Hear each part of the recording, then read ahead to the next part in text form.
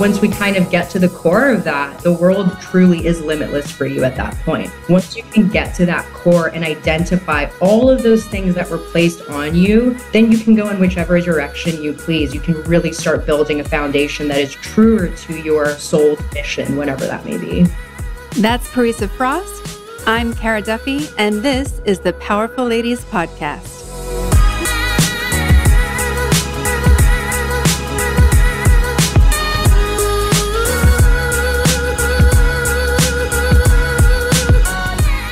Well, I am so glad that you're here today. I had the pleasure of meeting you when we did our first panel about what's been going on in Iran.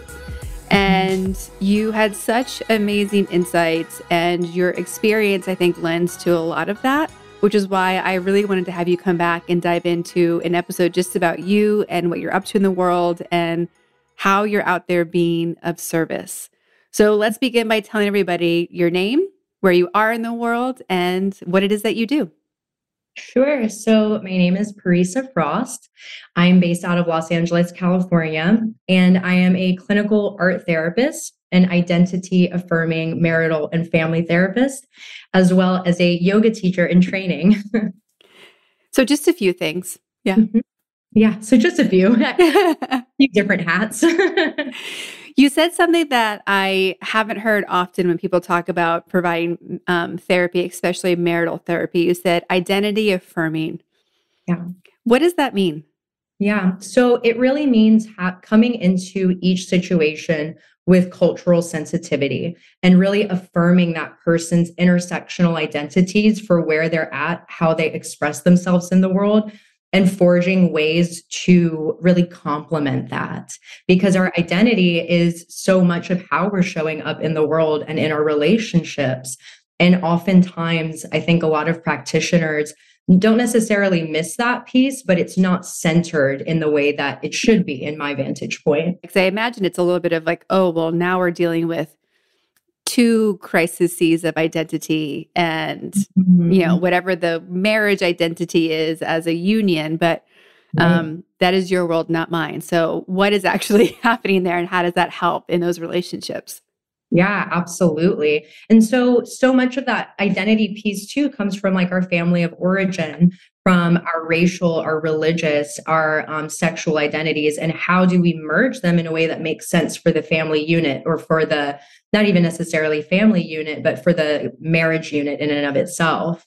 And so understanding like, how can these pieces complement each other, and how do we address ruptures from a place that is culturally sensitive, that is understanding, maybe because I wasn't raised in the same environment that you were, it doesn't make it right or wrong. It just means that we need a little more perceptual flexibility whenever we're addressing our marital issues.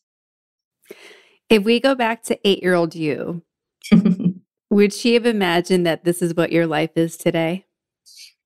Oh my gosh, you're going to make me emotional. I don't know. I think 8-year-old me had big dreams. She definitely did. I think that she would be surprised and very proud in equal parts. 8-year-old me wanted to be an actress, a movie star. I really wanted to be center stage.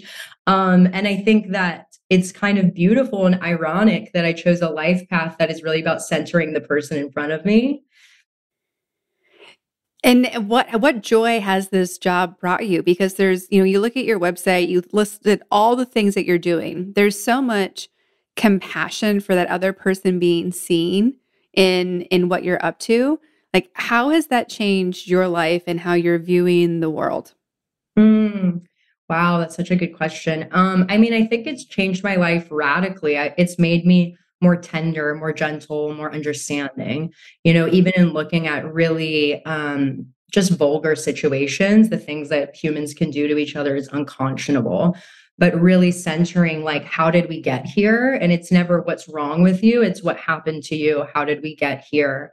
And centering that and really looking at the whole person in front of you, not just, my own triggers, my own biases, my own experiences that I'm bringing into the room, but more so addressing my blind spots so that I can see them more clearly. I don't know if that answers your question. Yeah, no, it makes sense. I saw a quote recently that said, who you are is not your fault, but it is your responsibility. What does that mean to you?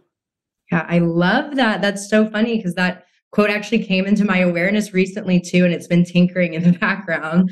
And it's so true because who you are is really a culmination of your childhood experiences and how they inform your core beliefs. It's a culmination of the environments that you were raised in and a lot of the programming and socialization on a much larger scale too, that sort of creates these mechanisms that we call our personality. And so sometimes that in a protective manner or just from the erosion of society and the inequities that we face, that can create certain parts of ourselves that we don't love, that were created really in the heat of trying to survive. And so that's not your fault. That one never was, and it never will be. However, it is your responsibility to take accountability for those things and to look at them and ultimately develop rigorous compassion for them and say, like, I don't love this part about you, but I still love you. I don't love this part about myself, but I still love myself. You know, when we were connected for talking about what's happening in Iran, the panel majority were all Iranian-Americans. How has that identity shaped who you are and how you approach your work? Yeah, I mean, hugely, hugely. I think that a lot of my passion for intersectional conscientiousness and for cultural sensitivity really came from and was birthed from straddling two spheres my whole life, because I grew up in America. I grew up alongside Americans and a very westernized ideals. However, in my private home, we were raised alongside a lot more Eastern values, Middle Eastern values. Rules of engagement were very different. And at times they can really be at odds with one another. You see some of your friends who are able to do things sooner than you, or they don't have the same, family engagements that you have. And so it helped to sort of shape me in a sense that how do I straddle both of these spheres instead of feeling like I don't belong in either, but that I belong fully in both at all times. And that approach really has helped me work, I mean, with people of all different diasporas, but also individuals who are trying to reconcile with two different identities that can sometimes be in conflict with one another. What was one of your personal, biggest conflicts between those two worlds? I think, this is it's a very nuanced question, but I think in a general sense, sort of the individualization of America and how much we really promote individuating from the family unit. That's a point of pride. At 18 years old, you individuate. Whereas in Iranian culture and just a lot of collectivist cultures as well, it's almost seen as a point of rupture. Why are you doing this to us? We're a team, we're a collective unit. And that there's so much beauty in that as well, I think. And that's how we fortify our communities, which I think is missing in a lot of American culture. We don't see the same kind of grassroots communities and fidelity that we see in other collectivist cultures. However, they can be at odds with one another because then whenever one does individuate, it's kind of it can be seen as, and I'll speak in more tentative language, but it can be seen as selfishness, or it can be seen as, you're not sacrificing enough for the unit. Whereas there is this in-between space. And that's something I really help a lot of my Middle Eastern in particular clients really address. Do you see that shifting? Because there's so many young people today who are choosing to stay at home for cost reasons or because of what happened with COVID. There's a lot more remote working. Do you see that shifting where the family unit, because of economic and social shifts, is coming back beyond the Middle Eastern communities? Mm-hmm. Or do you think it's really still very segmented? I do. I think that that's a really good observation. I think that it is, we are working towards that. However, I think that there's still this embedded shame or this piece of I'm not where I'm supposed to be, when in reality, that is kind of where economically our society is heading, that it is more cost effective to sort of stay in the family unit until you have that strong foundation to go off on your own. And our financial infrastructure has sort of made that shift a lot more common, right? But there is still this embedded shame, or sometimes, and again, speaking tentatively, resentment perhaps from the parental figures or whomever. Whereas, my hope is that we can sort of erase that and bring it back into an opportunity for families to be closer together. Mm-hmm. And have you personally just kind of found that grace to flow between the two of them, like to, take the best parts of your Persian culture and then take the best parts of the Western culture? Like, do you feel comfortable today, like being able to pick and choose and flow between them? Yeah, I do. And I think that has taken a lot of work, an incredible amount of work. But I think it is, yeah, I mean, it's a beautiful opportunity to really cherry pick the best of both worlds and see what makes the most sense for me and how I bring that in. And at the same time, as I say that, I'm also thinking, but I'm always both at all times, you Yes. know? What I see so often when I'm working with my business clients is often I'm giving people permission. And it's permission to choose what they really want, to choose who they really are, to choose things that maybe they don't think are right, in quotes, to choose what they could do versus what they're told they should do. And I feel like as not a psychologist, I feel like I'm constantly helping people break down that we don't have to choose the labels that are there. Like, so much of what I'm doing is helping people build a business that works 100% for them and what they're up to. And we have to give a lot of things up in that process. And even something that could be considered small of, I don't want to be a bad boss, has so many layers to what that means, because we have a personal and a societal view of what a bad boss is. And then that prevents us from speaking up. It prevents us from leading people powerfully, to giving people feedback, to letting all of our boundaries collapse around us sometimes. So I think there's a really interesting space happening right now of the unlearning that we're doing. Like, it's used often to talk about, a space of racism, but I think it's also, there's the unlearning all the good girl training that we've gotten. It's unlearning what it, like, girl boss versus hustler versus whatever those, trending themes are.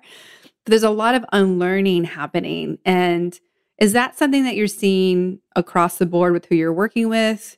Is this something that therapists have always been doing and the rest of the world is now kind of tapping into it? What do you see? Yeah, I love that. I mean, in more sociological realms, we say unlearning. In the spiritual fields, it's deprogramming or deconditioning. And it's so true. I'm all about this rise of this separation and unlearning, because we're learning and unlearning at the same time. And it's more so to get to that core of, like, who are you without these expectations that were placed on you? Who are you without these labels, or without this, real sociological and psychological programming of your environments and your surroundings, to get to that core, whether it's for business, whether it's for relationships, or whatever it is. We're kind of peeling back those layers to see who are you without those protective mechanisms. So I'm seeing that a lot. I'm seeing it even in my own work, both personally and professionally. And it's like this really ugly, painful unearthing, because you have to address those parts of yourselves that you might not like either. And even in a lot of anti-racist work too, it's incredibly painful. That's why so many people don't do it, which is unfortunate, because once we kind of get to the core of that, and I say this without hyperbole, the world truly is limitless for you at that point. Once you can get to that core and identify all of those things that were placed on you that are just, they're filler. It's nothing of actual substance. Then you can go in whichever direction you please. You can really start building a foundation that is truer to your life's purpose or your soul's mission, whatever that may be. There's freedom on the other side. I mean, I say that my business coaching approach it's Thrive business coaching, because we have to break down some of those mindsets that we've chosen, or titles we've chosen, or habits we've chosen, to, like, really have what we're fully capable of. And it impacts so many things. That's why I can't step over when those conversations come up with clients, like, let's talk about pricing. And I'm like, yeah, but there's a whole money story behind that. Like, I can tell you what the prices should be or how to optimize them. And whether or not you're comfortable with them or believe it is like the whole other thing that we have to get to first. There's so much of us is between us and our success in life or business. And so I think it's really interesting how all of it's shifting. I also sometimes feel like I have to pull some people back who have gotten really deep into like meditation and being guided and using their intuition. And there's some moments I'm like, guys, I love that you have this practice. And there has to be a more active role that we can take in the current present moment. Like, if we're doing those things to tap into how we feel so we can make faster decisions and be more present, I'm like, you guys are not present because now you're waiting for some answer from somewhere else instead of yourself now. Like, I was joking with the client where I sent them a meditation practice and they wrote back and said, I loved it. It was great. And then right after that, I was listening to some real hardcore hip hop. And I'm like, you should. Like, you want to get grounded to get empowered. And so like, once you're grounded, you're like, let's light this up. Let's go. Yes. As you're speaking, I'm almost thinking of like, whenever you're setting ablaze like a firework, it's like lighting it and then not letting it go off, Yes. Like, what is the point? Meditation is where we light it. And then that work, that fire that has really been cultivated within us, that explosive point is what has to come next, whether it's like hip hop in your room, whether it's a moment of inspiration. I love that. I mean, that's the most that there is to it. We could be, if that's your life's calling, you could be a monk in a cave meditating all day, every day, but that's just not the truth of it. We're here to have a human experience and to use that information to then propel us towards our wildest dreams. And, I've I've coached a lot of people who have started off as therapists, certified therapist, licensed, and then they start doing their own work and development, or they see the gap where the current licensing limitations to help their clients has pushed them into being more of a coach or offering yoga classes or partnering with people who can do that and they can, they're not breaking their license. How has that shifted for you? Like, what has that journey been of having the solid foundation in therapy and then also knowing like there's so much more that could be rounding out what my clients need to really break them through or continue this journey? Yeah. Yeah. So I think it's a two-sided question, right? Because on the one hand, I really hear that. And there is so much, I think, to be a therapist and to be doing your own work at the same time is a grueling process, but it's so necessary. And it's just simply put unethical if you're not, you're going to be missing things constantly. And within that, I mean, there are like, and could be a whole other episode too. So there's so many really unfortunate barriers to licensing for a lot of communities. I was actually just at an event recently, and that was one of the main talking points, that for a lot of persons of color, it's really difficult to break into this field because it is a very classist, at its core, it's a very classist field that is difficult to break into. And so that in and of itself is it's an issue that needs to be and is being reluctantly, but is being addressed. The other part of that as well is I do agree that there's an ethical safety net in my field that isn't touched sometimes in other areas, which is unfortunate because I've seen some things happen that it's like, if we don't have those licensing boards, a lot of things can slip through the cracks with individuals who haven't done the work themselves. And so it's a two-sided thing, but I feel like doing this work, being in the field of therapy, it has now offshot me. I don't know. I've been shot into, or like a cannonball into these other fields such as yoga. I'm building a pathway to trauma-informed yoga. I'm getting a lot more interested in somatic therapy as well, working with a somatic therapist myself. I mean, there's so many things that traditional talk therapy can't touch, and I say that with profound humility. I really believe in what I do, but the final frontier is not just talking about it in a room. It's really getting back into the body and empowering yourself. I tell clients this all the time. My business model is kind of stupid because I want you to not need me as quickly as possible.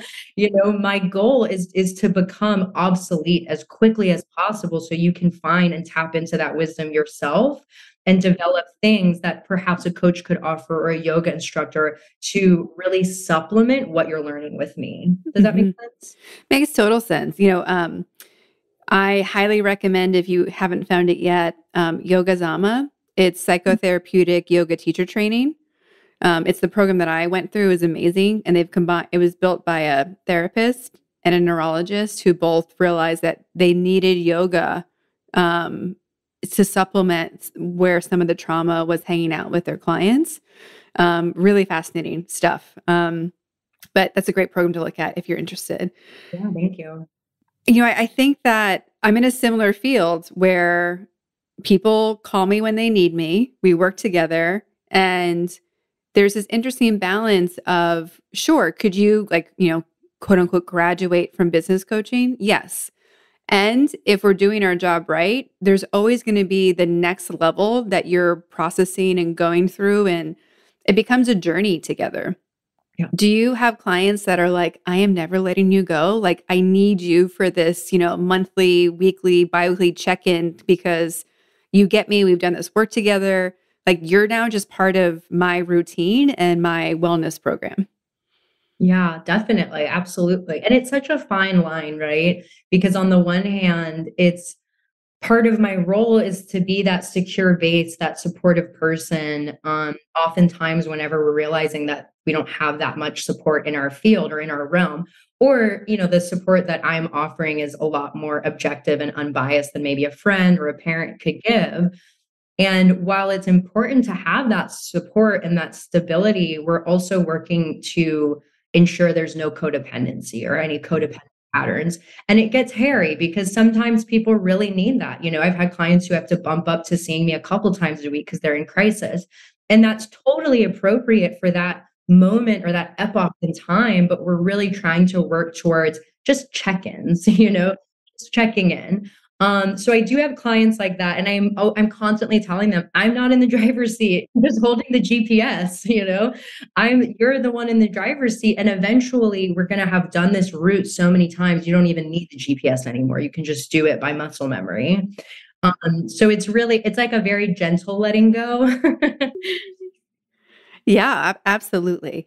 I do feel lucky that I have the freedom to be friends with my clients and to, there's all these things that I feel so grateful for, and which I'm glad that I do not belong in the therapy space as a profession because I'm just such a keeper of people anyway. Like, even people who are no longer working with me, I'm still sending them things like, hey, thought about this? Have you tried this yet? Like, what do you need? I appreciate that I get to be all in with mama bearing the clients who come to me. I so wish it was ethical for me to that. There's so many times where I want to tell a client, because I now have the liberty to really be a lot more selective with who I'm working with or how I'm marketing my skill set, which wasn't necessarily the case in the past. So I am finding that a lot of like-minded individuals with similar experiences are coming into my realm. And I just so badly want to say, in a different life, we would be friends. We would be best friends, I wish I could get a cup of coffee with you afterwards. Yeah. So, yeah, that is definitely one part that I wish was different. Yeah. When you think about the words powerful and ladies, what do they mean to you individually? And does it shift for you when they're combined? Wow, that's such an excellent question.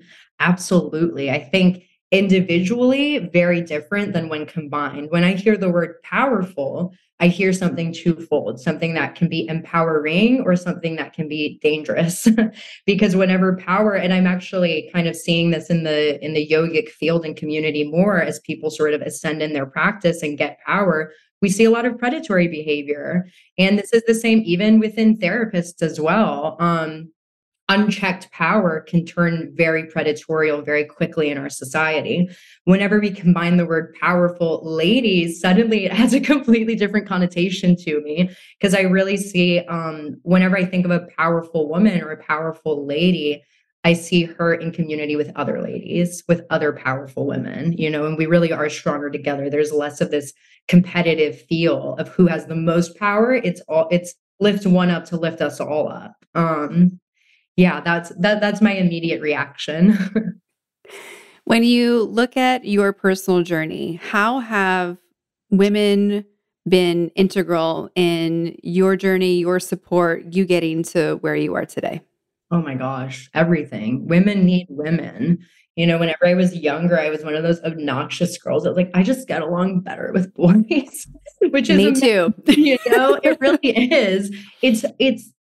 My theory is that whenever you embody more sort of quote unquote masculine qualities, or those qualities of extreme confidence or whatever it may be, it's just the first thing that's coming to my mind, or assertion, being an assertive person, that can be really misunderstood sometimes, unfortunately. And I've actually recently heard of a theory similar to pecking order, that like girls can kind of peck at each other to prepare each other for the real world. That's why they're so vicious in high school. It's a new thing that I'm learning more about, but it's quite fascinating. But whenever I think about all of the women who've helped me to get here, it's such a beautiful, positive experience of inspiration. I think about my mom, who went to law school in her 40s and was really discouraged a lot of the way. Was told, you have 2 kids, English is not your first language. You should really think about doing part-time. Not only she didn't do part-time, she did full-time and was the freaking valedictorian of her class. Yes, Mom. Yeah, right. And whenever you're walking a path with a model or a role model like that, it's difficult to see women as anything but powerhouses. So I felt really fortunate in that regard. And I just think about all the women in my family, even my grandmother, who in, pre-revolution Iran was raising children at 15 years old. Yeah, just women need women. We really pave the way for each other. Mm-hmm. Whenever I was young, I'd like rip the bows out of my hair, rip the jewelry off. I just wanted to play with the boys and get muddy, and that it creates this idea of like not being girly enough or not being a good girl, right? Which is so funny. And there's a lot to unpack there too, with obviously everything that's happening in Iran that we kind of lightly touched on in the last panel. But there's so many ideas of like what it means to be a girl, a good woman. And it's just BS. A lot of it is like the myths of the patriarchy sold back to us to be more submissive and to be more docile.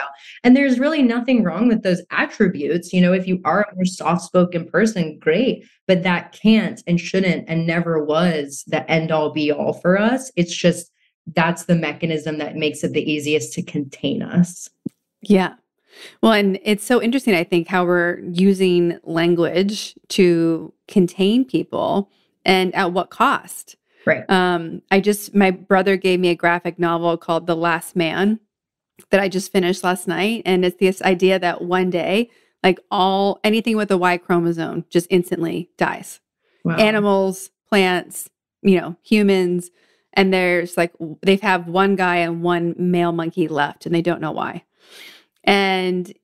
But there's a page in the book where it's listing the statistics of like 48% of the population just disappeared and 98% of all government leaders are gone and 80% of all CEOs are gone. Like these statistics where it's so male heavy from the population numbers, and how just certain things don't work because women haven't been in those spaces or invited into those spaces in the same way.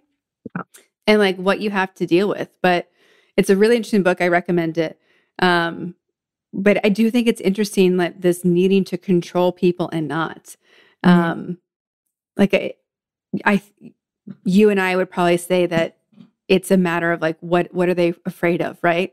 Like, and I'm like, where were you broken? What is your trauma? How do we deal with your trauma so that you can be okay and give everyone space? Exactly. That's exactly it. It's, speaking in super binary terms, but if when we think about patriarchy or misogyny and we say men are the problem, men are also the solution, and that's kind of what it is, where we're at. And in order to, and that's something I'm becoming more and more passionate about too. Is like male psychotherapy. Like, how do we start healing that wounded inner male ego in order to really create safety and equity for all of us? It really begins and ends with them, and giving them the opportunity to be able to air these things out in a safe way instead of repressing them until they really metastasize into this toxic masculinity. Mm-hmm. Well, and it might be the Libra in me coming out, but the craving for balance, right? And there's a little bit of whiplash that we can see, right? Where like everything's been like, help the girls, like help women in STEM, women, all this stuff. And, here I am speaking as it was, a women's podcast. But then there's also this, like, how can we help more people? How can we get that balance right? Yeah. So we don't need to have any specific group that is so disadvantaged where it just works. Like, because I think that there's a resistance, right? Whenever someone's asking you to change. And I think that we're seeing that, especially in the US right now, of like some things that are happening.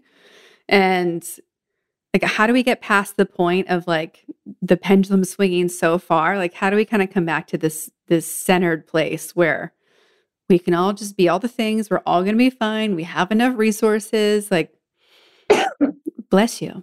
Thank you. Like, it just makes me wonder, like, maybe 5-year-olds should be in charge because I think they get this. Right. You will never get a more honest, pure answer about anything in the world than you will from a 5-year-old. Truly, because they see everything with this fresh perspective that doesn't operate in binaries and doesn't operate in kind of stereotyped preconceptions. It's interesting, actually. It's like around that age that we start forming our biases about the world and about different classes and race and whatnot. And what I'm hearing you kind of say is like, how do we get to that neutral ground before all of that is learned, before the pendulum goes one way or the other? Yeah. It's lifelong venture. As you are looking at what you're building, creating, going to manifest for 2023, what are you most excited about? What am I most excited about? I think slowing down. I'm such like a go, go, go, million miles per hour kind of woman. And I love that part of myself. But then I have to remind myself that it's actually radical resistance to slow down and just to be tender and gentle. I say that, but like, we'll see. I have so many ideas. I'm like, I want to start writing a book. I want to start a networking club. I have so much in my sphere, but I'm really looking forward to letting those ideas incubate through rest and through yoga and gentle practices, which, like I said, it's not where my modus operandi is. It's really difficult for me to do that, but that it's been my biggest intention for 2023 is just to be more gentle and to rest more. Yep, I hear that.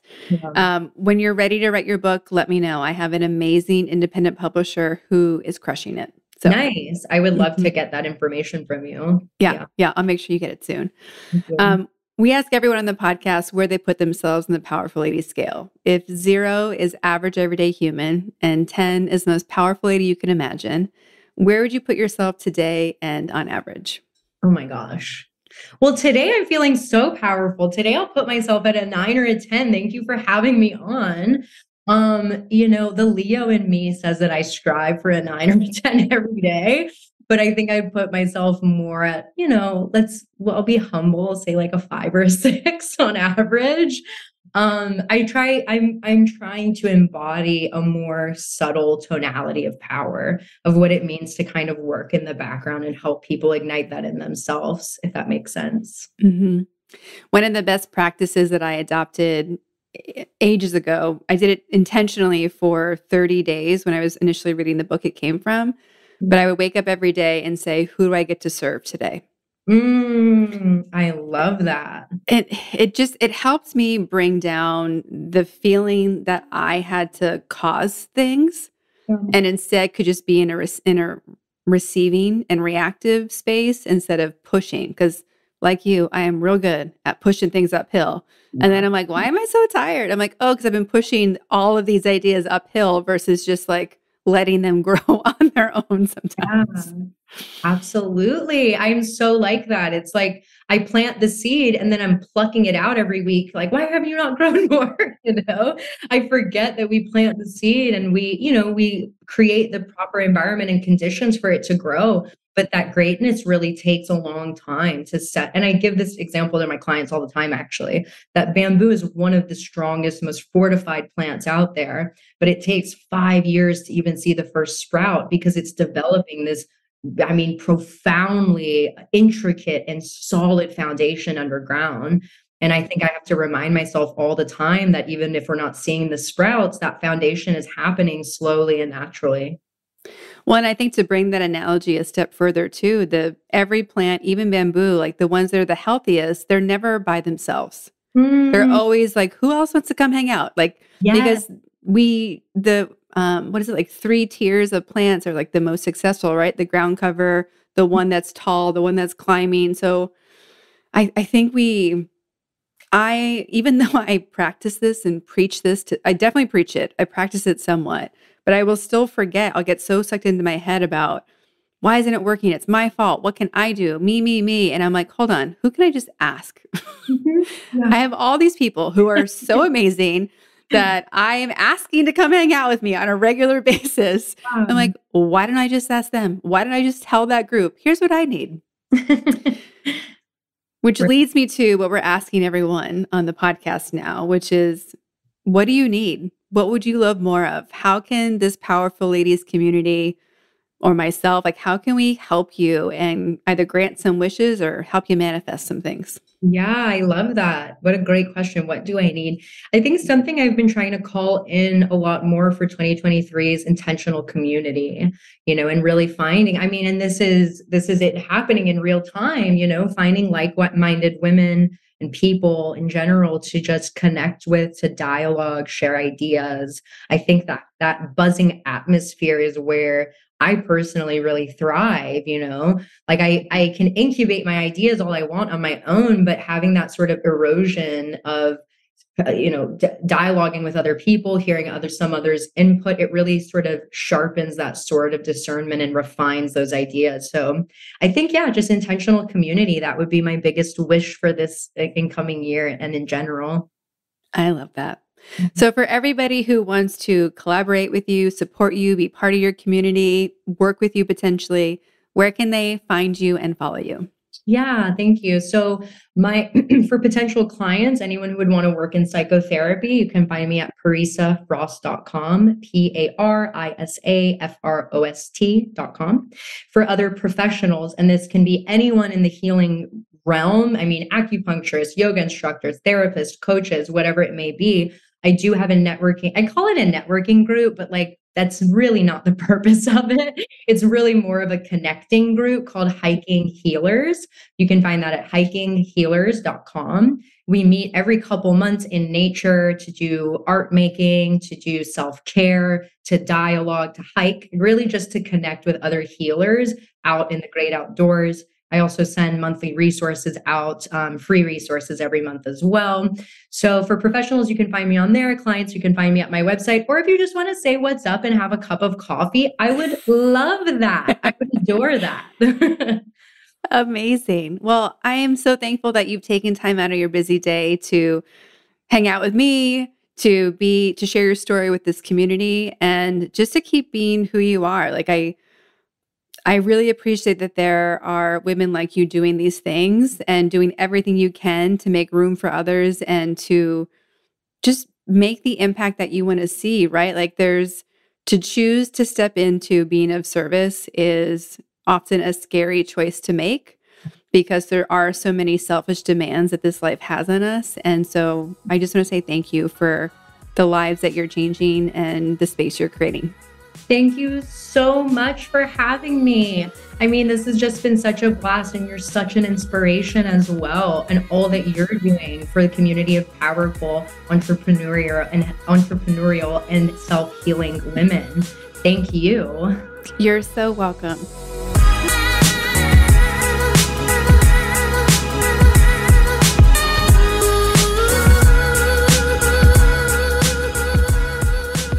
All the links to connect with Parisa are in our show notes at thepowerfulladies.com. Please subscribe to this podcast wherever you're listening. And for bonus points, leave us a rating and review. They are so critical for podcast visibility, and it helps us so much when you do that. Come join us on Instagram at Powerful Ladies. And if you're looking to connect directly with me, please visit karaduffy.com or find me on Instagram at Kara_Duffy. I'll be back next week with a brand new episode. Until then, I hope you're taking on being powerful in your life. Go be awesome and up to something you love.